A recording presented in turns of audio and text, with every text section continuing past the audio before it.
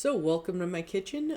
Today I wanted to show you a carnivore pizza. This is one of my husband's favorite lunches to have on the weekend when we actually do have lunch, because most times we don't. So it's a very basic formula. The crust is very simple. It is kind of hard sometimes though to find 96.4 meat hamburger. I actually found this, so I bought like 8 of them and put them in the freezer.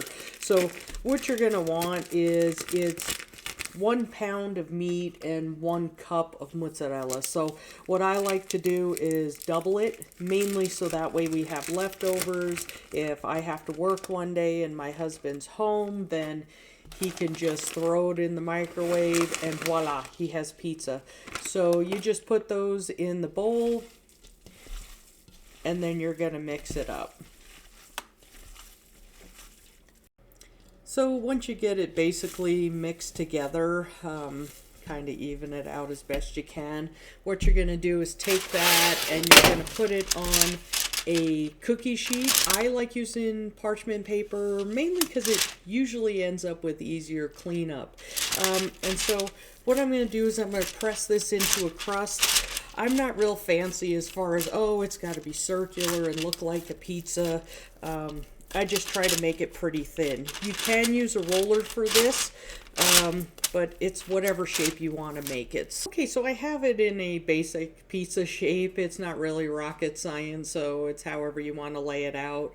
It does shrink up, so I try to roll it as thin as I can. And then the toppings are up to you. So in general, we usually use Mexican cheese blend, bacon bits, and pepperoni. So if you want to use the chicken in a can or something else, that's entirely up to you, but I do try to keep it simple. So I don't really measure anything. I just kind of, I've seen enough movies and been in enough pizza joints that they just kind of spread it on. And some places actually do measure, but I'm not one of those. So while I'm doing this, I did start the oven preheating at 400 degrees. I tend to cook this for 30 minutes. It depends honestly on your stove, because I've seen recipes where they say 15 to 20 minutes. And for me, and the way I got this weird fan thing, the way it works, it just works out better if I do it for 30 minutes. So that's what I do. Again, just put the toppings on how you want.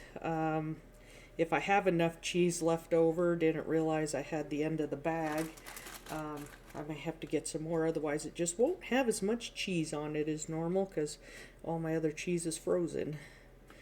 Because I do shop at Costco. I like getting a good deal on cheese, so.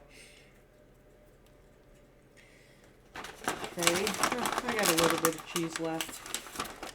We'll just do that. So this is going into the oven for 30 minutes at 400 degrees, and we'll see what it looks like.